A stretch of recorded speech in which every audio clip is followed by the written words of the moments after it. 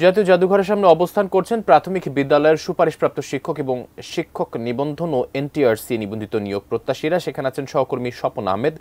বিস্তারিত জানতে যুক্ত হচ্ছি তার সঙ্গে। স্বপন, আমরা জানতে পেরেছি জাদুঘরের সামনে অবস্থান করছেন প্রাথমিক বিদ্যালয়ের সুপারিশপ্রাপ্ত শিক্ষক এবং তারা আসলে তাদের দাবি দাওয়াগুলো কি বলছেন তারা, কখন নাগাদ আসলে কতক্ষণ ধরে তারা সেখানে অবস্থান করছেন এবং তাদের সাথে কথা বলে কি জানতে পেরেছেন, বিস্তারিত জানাবেন।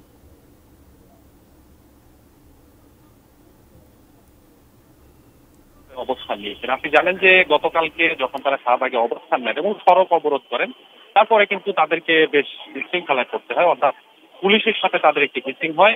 এখনো এই যারা শিক্ষক রয়েছেন তারা এখনো তাদের অবস্থান কর্মসূচি পালন করছেন, তবে শান্তিপূর্ণ অবস্থান কর্মসূচি পালন করছেন তারা শাহবাগের ঠিক জাদুঘরের যে সামনের জায়গাটি রয়েছে সেই জায়গায় তারা অবস্থান করছেন। আমরা এই শিক্ষকদের সাথে কথা বলেছি, তারা আমাদেরকে যেটি জানাচ্ছেন যে তাদের সাথে আসলে বৈষম্য করা হয়েছে। এই যে সরকারি প্রাথমিক বিদ্যালয়ের যে ৬,৫৩১ জন শিক্ষক রয়েছে তারা কিন্তু সুপারিশপ্রাপ্ত, অথচ তাদেরকে নিয়োগ দেওয়া হবে। তারা বলছেন এটি আমাদের সঙ্গে বৈষম্য করা হয়েছে। সকাল থেকেই, কালকের পর থেকে তারা রাত্রে এখানে ছিলেন না, এখান থেকে তারা প্রেস ক্লাবের সামনে তারা অবস্থান নিয়েছিলেন এবং তারপরে সকালে আবার ৯টার পর থেকে এখানে তারা অবস্থান নিয়েছেন। এখানে প্রায় ব্রেকফাস্ট, টিফিন কিংবা স্ন্যাক টাইমে মজাদার আয়োজন মানে অল টাইম ব্রেড।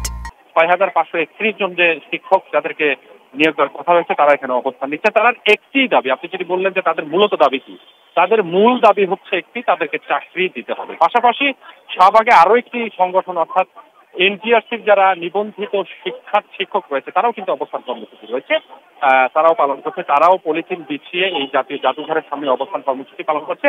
আমরা এই সরকারি প্রাথমিক শিক্ষকের মধ্যে একজন শিক্ষকের সাথে একটু কথা বলতে চাই। আপনাদের এই অবস্থান আসলে কতক্ষণ থাকবে একটু যদি জানাতেন।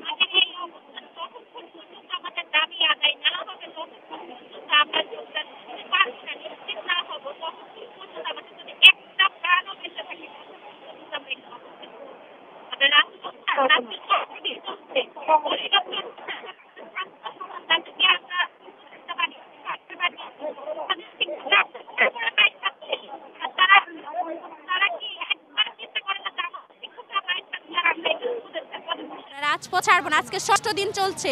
অধিদপ্তর, প্রশাসন, আমাদের ছাত্র সমাজ যাদেরকে আমরা আজকে উপদেশ বানিয়েছি, সরকার বানিয়েছি, তাদের শিক্ষক রাস্তায় পড়ে মাইর খাচ্ছে।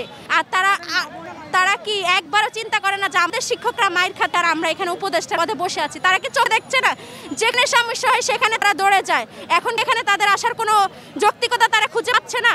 মাত্র ধন্যবাদ। যেমনটি আকাশ শুনলেন যে তাদের দাবি না মানা পর্যন্ত তারা এই অবস্থান কর্মসূচি পালন করবে। পাশাপাশি এনটিআরসি যে নিবন্ধন শিক্ষক রয়েছে তারা কিন্তু তাদের ৮ সদস্যের একটি প্রতিনিধি ইতিমধ্যেই সচিবালয় এবং সংশ্লিষ্ট মন্ত্রণালয়ে কথা বলতে গেছেন।